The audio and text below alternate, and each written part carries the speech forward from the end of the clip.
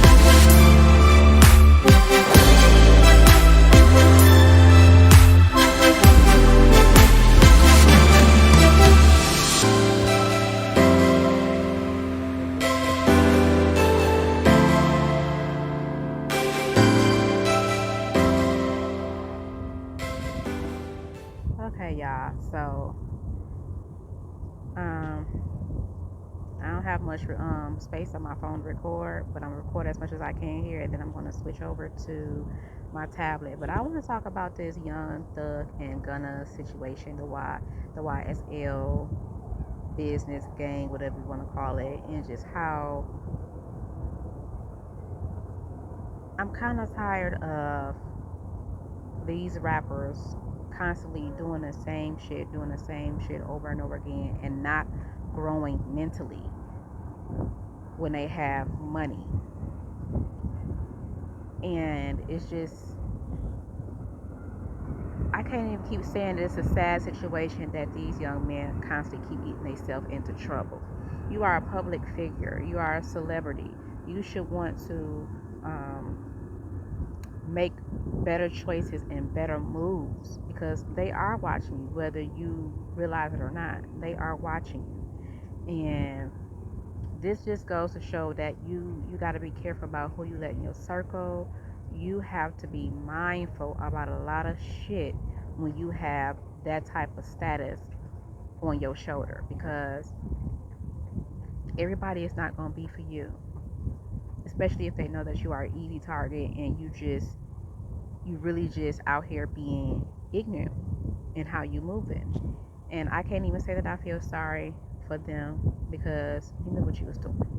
At the end of the day, nobody held a gun to your head to tell you that you have to participate in this racketeering, or you have to participate in getting somebody killed.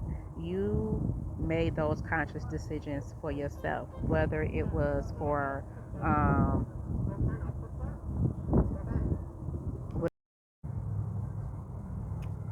so yeah, it's just a sad situation, and I just really wish that these artists, specifically these men rap artists, would just be more mindful, and it's, it should not have gotten to this point. It really should not have gotten to this point. But they've been looking at Young Thug since I think what 2012. So no matter what happens, he's gonna get charged with something, unless his lawyer is that damn good that he can get him off. However, they just um, he did appear in court with a magistrate judge to let him know about the case and his charges and stuff like that. And it is a state charge, not a federal charge for the racketeering. And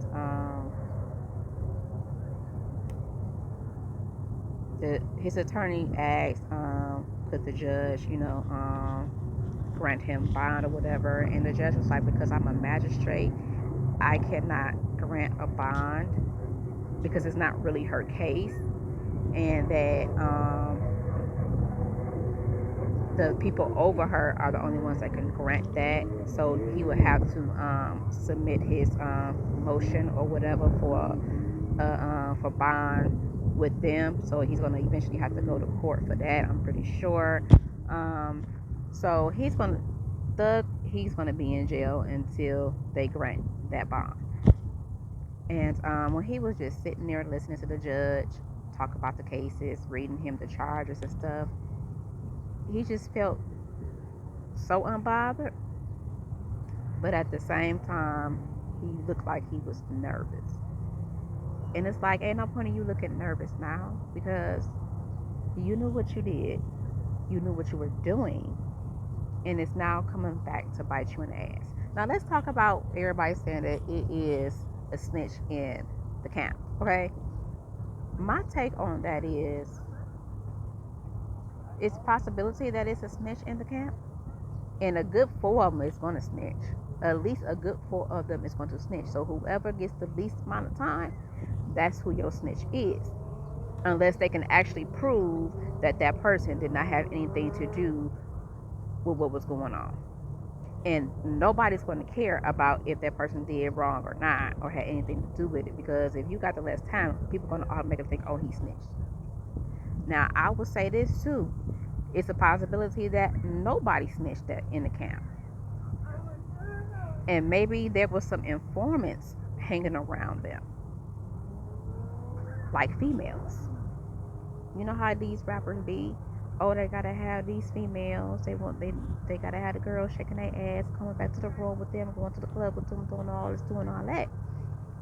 These females could very well be the informants for the state or the FBI, whoever is over the case. So it is what it is. The law can play a grimy game too, and they gonna use whoever they need to use to catch whoever they need to catch. So I'm not gonna be so quick to say that somebody within the camp is snitching. I'm gonna also put it out there that you gotta look at the people that's around you. You gotta look at these females that you be around. So that's what I'm gonna say on that. And I also want to say I'm kind of glad that Chloe Bailey is not with Gunna. If they was together, I'm glad she cut it short before all this went down. I don't know, maybe she found something out and she said she ain't got time to deal with that. Thank God. She do not need that stigma on her at the height of her career right now. Gunna, I heard that he turned himself in, and I also heard that he said that he didn't have nothing to do with anything. And my thing is with that, he's guilty by association. He still knows something, and if he does not snitch, they're gonna put him in jail. And if he do snitch, the street's gonna be after that ass. So it's like a no-win situation for him. And my thing is,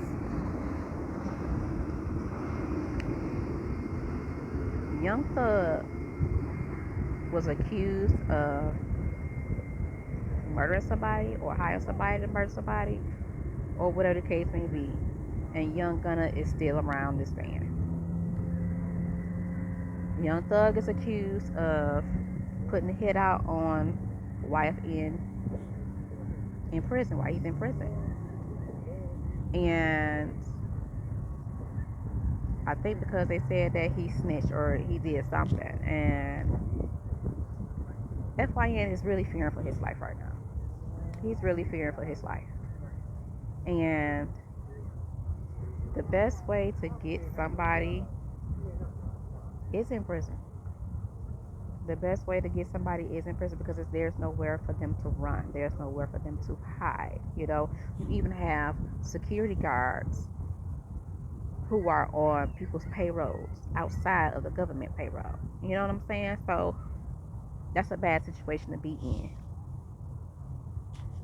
So this whole situation is just crazy. It's insane. It's crazy. And everybody may get some time. The person that's going to get the most time is definitely going to be Young Thug for sure. He's going to get the most time. I don't know, y'all. I just feel like these young men be so eager to get in the rap game because they see money, money, money. And then when they get in the game, they don't fucking understand the business, the good side and the bad side. Because there is a good side if you got the right people around you. But if you got people around you who don't know what the fuck they doing and they just allowing for you to do whatever the fuck you want to do because you the boss, because you the man making the money, there's no way for them to elevate you to think different, to move different. You know? And you need people like that. You need people in your circle that can really give you the game to show you how to really fucking move. Because the the old school generation versus this generation is completely different. These new generation artists are so eager to be in the limelight, so eager to be in front of the camera, so eager to flash their money, so eager to flash their guns, so eager to say they got this bitch, that bitch, so eager to show off their houses and stuff like that, that they don't know how to move in silence. Everything that you got, you do not have to post. Everything that you have done, you do not have to post. And it's just crazy. Like, you guys are literally criminalizing yourselves by posting a lot of shit that you post. And now they're even, you know, talking about using lyrics in rap songs in court cases against rappers. So if you ain't really did shit that you claim you rap about, you might want to change the way you motherfucker rap. Because you can get yourself caught up in some shit. And this is one thing that I love about Kendrick Lamar. He goes against the fucking grain. He is not a fucking follower. He is a leader in his own right. He is an artist in his own right. He talk about that real shit that he been through. He don't sit up here and talk about who the fuck he killed and how he got away with it and how he make the feds look stupid. Like, he don't sit and talk about that shit. He talk about shit that fucking challenges your mental. It's that conscious rap. You see, a lot of y'all don't want to hear about that conscious rap because y'all think that shit is whack.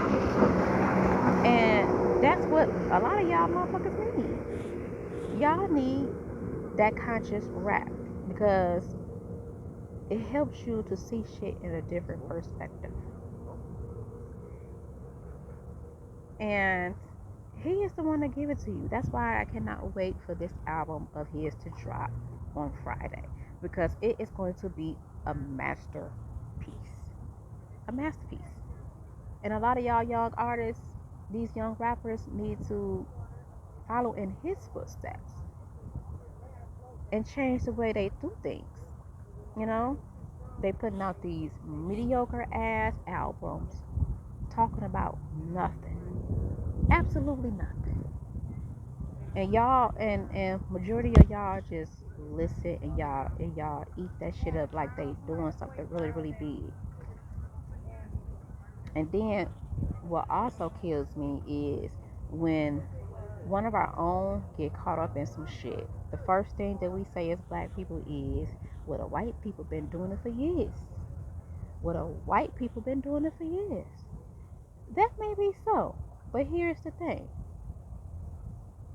You are still responsible for what you do as an individual. Whether you see another race getting away with it or not. We, as people of color, black people in particular, we know that if we get into some trouble, our charges are going to be 10 times more severe. So, with that in mind, why are we out here being naive? Why are we out here acting like we just do not give a fuck? Why are we out here acting like shit is above us and think that no consequences is going to come to us? We have to stop worrying about what the next race is doing, because the reality of it is the law is not for us majority of the time. And it's going to be like that for a long time until we can get some real serious politicians in place that's really going to fight for people of color. But until then, we're going to get these yes massa ass politicians who's going to follow the fucking blueprint, the plan of the head nigga, head motherfucker in charge. And that's just the way that it is. And if you don't agree with what I'm saying, that's cool, that's fine. You know, I love to give my unpopular opinions. But I cannot continue to be sorry for our people of color when they know that they are in a better position than their peers still in the hood, and you still out here being reckless. And I also kind of blame the OGs for not stepping in and telling y'all need to chill this shit out. But then I take that back, because it was an interview that Young Thug was on, and I don't know what the name of it is, but it was a guy, I think his name was Walla, whatever, it started with a W. And he was pretty much giving them the fucking game. Like, I was in prison most of my life than I was out of prison living my life. And he was just telling them, like, that's not what you want. Y'all out here acting like y'all big and tough until it's time to be big and tough, or when it's time for y'all to face the fucking judge. Then y'all tucking y'all dicks in between y'all legs.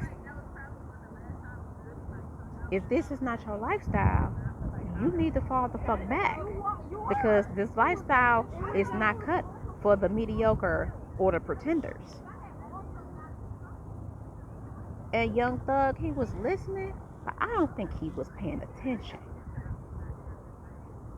Because now here it is, you fucking behind bars for racketeering, for a murder charge, for fraud, all this type of shit. And it's actually sad. It is actually sad. So I don't know. I'm gonna try to follow this story and see what else develops. If y'all guys keep looking over here, I'm just looking over at Canada or whatever. And then too, I'm gotta watch my surroundings. I'm outside. But I'm going to end this right here, and I will get back on here probably when I get home, use my tablet and finish the conversation if need be. And I gotta watch Saints and Sinners and do my recaps because I'm 2 episodes behind. So I'll catch you guys later.